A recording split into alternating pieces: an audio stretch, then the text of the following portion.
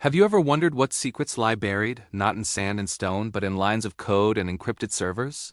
We often think of lost civilizations as things we dig up from the earth, ancient cities, forgotten tombs, mysterious artifacts. But what if the greatest discoveries of our time are hidden in plain sight, within a world we navigate every day? Welcome to the shadowy realm of Forbidden's digital archives. Today, we're diving deep into the clandestine world of underground networks, the digital guardians of humanity's most enigmatic past.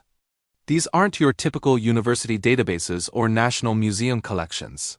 We're talking about decentralized, often anonymous groups of hackers, historians, and data preservationists who have taken it upon themselves to safeguard knowledge that others want to see forgotten or destroyed.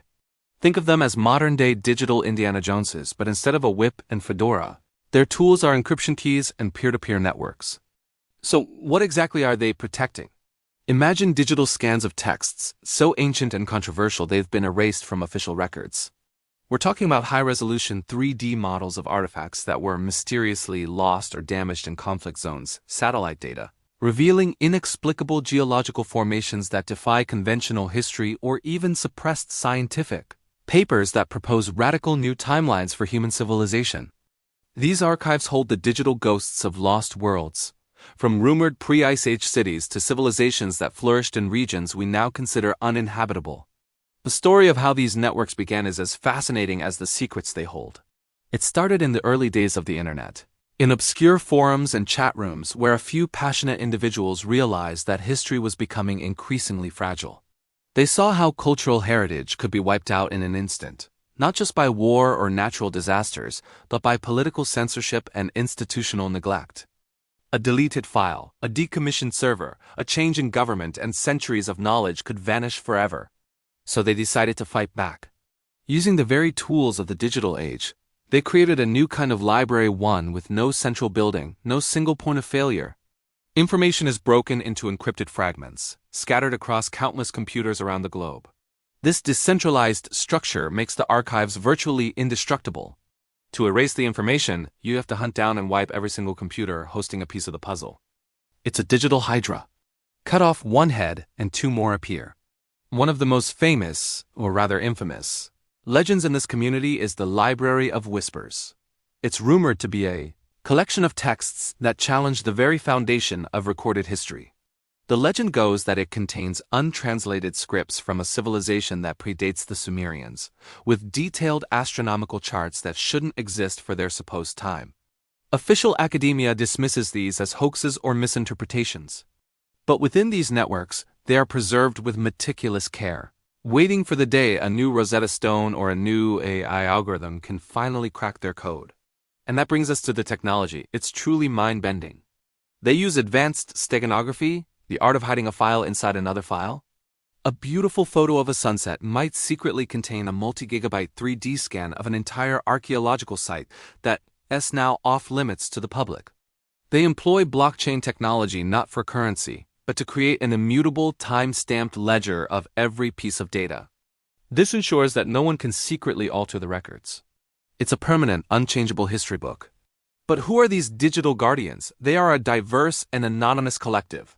You might have a disillusioned archaeologist who grew tired of seeing discoveries buried by bureaucracy. You could have a brilliant coder who believes in the absolute freedom of information. There are linguists, geologists, and even rogue astronomers, all united by a single cause: to ensure that humanity never loses its memory, no matter how uncomfortable the truth might be. They operate under pseudonyms. Their identity is a closely guarded secret, because their work often puts them at odds with powerful institutions. Let's talk about one of their most significant successes. A few years ago, a priceless collection of manuscripts was located in a region destabilized by conflict. Museums and governments were scrambling with slow, bureaucratic plans to save them. But before they could even get started, a local team, secretly affiliated with one of these networks, undertook a high-risk operation. Armed with portable scanners and encrypted hard drives, they digitized the entire collection in a matter of days, just before the library was reduced to rubble. The physical copies were lost forever, but the digital versions were uploaded, fragmented, and scattered across the globe, safe from any single threat. The world at large never knew how close we came to losing that piece of our soul. Of course, this world is not without its controversies. The line between preservation and data theft can be blurry. Critics argue that these groups operate outside the law and academic peer review, potentially spreading misinformation just as easily as they preserve truth.